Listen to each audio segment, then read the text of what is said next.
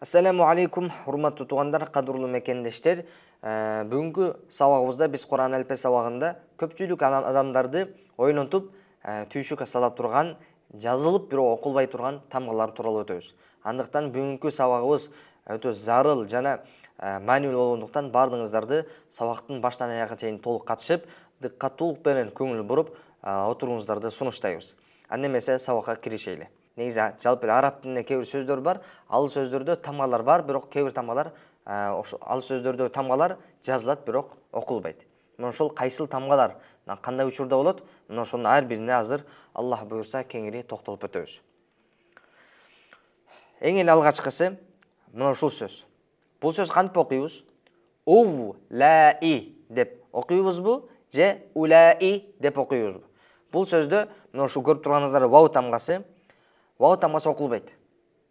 Окулбаганын каяктан билебиз? Ал окулбагандыгын мына ушунун үстүндөгү шакекче болуп, ноль сүрөтүндөгү келген белги бул ошол тамга окулбайт экендигинин белгиси. Тагыраак айтканда мына ушул шакекче болгон белги, сүрөт кайсы тамганын үстүнө келе турган болсо, ошол тамга окулбай калат. Өзгөчө бул вау тамгаларына көбүрөөк, вау жана алиф тамгаларына көбүрөөк келет. Ошондо бул сөз у деп окулбастан, вау таптакыр окулбай калат дагы у-ла-и деп окулат. Кийинки сөз у-ла-ти. Неге? Анткени ваунун үстүндө жанагындай шакекче белги турат. Улу, улу, улу бул ката. Анткени биринчи вауду биз созбойбуз. Ал окулбайт. Үстүндө шакекче белгиси турат. А экинчи вауду биз кеңири созо беребиз. Анткени анын эч кандай белгиси жок, бул созулма вау тамгасы болот. Ошого улу, улу бул сөздө Кур'ан Керимде көп кездешкен сөздөрдүн бирөөсү, ошондуктан бул сөздөрдү туура айтылышын эстеп калыш керекпиз. Улу, ули, аману. Бул сөздө кайсы тамга окулбай калды? Бул сөздө акыркы тамга алиф окулбай калды. Анткени үстүндө жанагындай белгиси турат. Ошого аману деп гана окуйбуз. Аману деп окулбайт. Ошого бул алиф кандай окулат экен деп ойлонуп кыжалып болуп отурбаңыз. Амину, и'ламу, и'малу. Ал эми кийинки сөз ва бил ахирати деп окулат. Туура окулушу. Эми окулбай калды кайсы тамга? Бадан кийин алиф окулбай калды. Бадан кийин алиф. Бул алифти араб тилинде жана тажвид илиминде хамза васл деп коет. Хамза васл дегени тагыраак айтканда бул эгер ошол сөздөн өзүнөн башталса, баны кошпостон окуй турган болсоңуз, анда ал-ахирати деп окулат. Ошо деп окулуп калат. Качан бул могу хамза васлдан алифтен мурда бир тамга кошула турган болсо, же бир сөз келе турган болсо, анда улап окуганда бул хамза васл деген ошо алиф окулбай түшүп кетет. Ошондо ва бил ахирати, ва би ал ахирати деп окулбайбыз, ва бил ахирати. Кал фараши, кал фараши, кал фараш деп созом деп, созуш керекпи деп ойлонуп отурбаңыз, ойлонбоңуз, бул гону окубай коебуз. Жеңили кафтан кийин лам тамгасын өтүп кетесиз. Кал фараши, кал фараш. Вал аср, вал аср. Эми элестетиңиз, мына ушул вау тамгасы. Бул жок деп эстетиңиз. Бул жок. Эми жок болгондо бул сөздү кандай баштайбыз? Ал-аср, ал-аср деп окулат. А эгерде вау кошулган себептен анда бул башында деп окулган хамза васл, ошо алиф окулбай калат. Ошондо вал-аср. Алиф болгондо окулбай калат, алиф жок болсо окулат. Өз башында ушул сөздөн баштасаңыз, анда ал-аср деп окулуп калат. Ошондой эле ванхар, ванхар. Вау келгендиги үчүн бул тамга окулбай калды. Вал мушрикин, бул деле ошол. Роббил аламин, роббил аламин. Сираталлазина, сираталлазина. Хамза васл, андан мурда тоо тамгасы келгендиги үчүн, тагыраак айтканда мурда бир сөз болгондугу үчүн, эки сөздү кошуп окуган учурда мына ушул хамза васл окулбай калат. Сираталлазина. Gayril mağdubi humul muflihun. Leyletul qadri hazaral maut ve izistasqa enfusukumustakbartum. Enfusukumus mus deb davron missing o'tib ketamiz. Hamza aslo o'qilmay qoladi. Anfusukumustakbartum. Andan keyin attaba'u. Attaba'u. Бұл жерден qaysi tam o'qilmay qoldi? Бұл сөзді lam tamg'asi o'qilmay qoldi. Ta tamg'asi turadi. Andan burada lam tamg'asi turadi. Lam tamg'asi. Andan burada hamza vasıl keldi. Hamza vasıl a deb o'qiladi. Andan al taba'u emas, attaba'u deb o'qilib qoldi. Andan lam ta tamg'asына idg'om bo'lib kirgizilib ketgan sebepten ta tamg'asi tashdid bo'lib qoldi дағы attaba'u. Ad-dakhulu. Ad-dakhulu.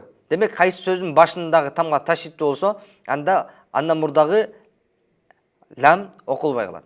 Ad-dakhulu, az-zahabu, ar-rasadu, at-talabu. Qirg'iz tilidagi talab degan so'z usul arab tilidagi at-talabu degan so'zdan kelib chiqqan. Az-zafaru, al-lahabu, an-nasabu. Бұл сөздер бұл сөздер барыңызға түсінікті болды деп ойлаймын. Дағы бір рет осындай болса да қайталай кетейін. Бірінші тамға бұл хамза, алиф. Бұл алиф лам деп қой. Алиф лам. Екінші тамға лам, үшінші тамға нун тұрады. Лам оқылмай қалды. Негізінен әл-насабу деп оқылыш керек елі, бірақ лам тамғасын нун тамғасына кіргізіліп кетті. Идғам болды, ошол себебінен оқылмай қалды. Ән-насабу болып қалды. Ушул сөздөргө андан мурда бир сөз кошулуп келсе, экөөнү кошуп окуганда кандай окулат? Хуаттабау. Бул жерден биринчи тамгасы дагы, экинчи тамга да окулбай калды. Дароо ваудан так өтүп кеттик. Хуаттабау. Хуаддахулу. Хуаззахабу. Хуаррасаду. Хуассафару. Хуашшаджару. Хуассафару. Хуаддарару. Хуатталабу. هو الظفر هو اللهب هو النسب هذا البلد ما الحطمة. Бұл сөзді өзіңізде көргеніңіздердей бірінші алиф мимден кейінгі алиф дағы, анан кейінгі әл-хутама сөздің башындағы а дағы оқылбай қалды. Өйткені улап оқыған учурда ақырғы кейінгі сөз тамғасы сүкін болған себептен дауро мимден лам өтөбүз. Мәл хутама. Мәл деп созбойбуз. Дауро мәл хутама деп сүкүндү лам өтүп кетебиз. Хазаллази. Бул жерде дагы эки там окулбай калды. Биринчи хаза деген алиф, андан кийин сөздүн башындагы дагы хамза басыл окулбай калды. Неге? Анткени залдан кийин келген лам тамгасы ташдид болгон себептен биз дауро алифти созбостон ташдид өтүп кетебиз. Хазаллази. Би'са лисму. Би'са лисму. Кур'ан Каримде бул Хужурат сүрөсүндө келет. Ошол Хужурат сүрөсүнө келгенде би'са лисму деп окулат ошол сөз. Кийинки сөз ихдинас сирата. Фатиха сүрөсүндөгү. Бул жерден нун тамгасы, андан кийин алиф менен ас-сирата сөзүндө а окулбай калды. Анткени улап окуган учурда булар окулбай калат. Ихдинас сирата. يا أيها الناس إلى الناس في الأرض. فدانكي يا منن بول حمزة وصل وقلبي قالdı. في الصدور قالوا اتخذ لقل الذين أوتوا الكتاب Тадан кейінгі вау, жана алиф оқылбай қалды. Утул китаб. Ва ақимус салата. Тоқтоғында ақиму деп қадимкіде вау оқылады.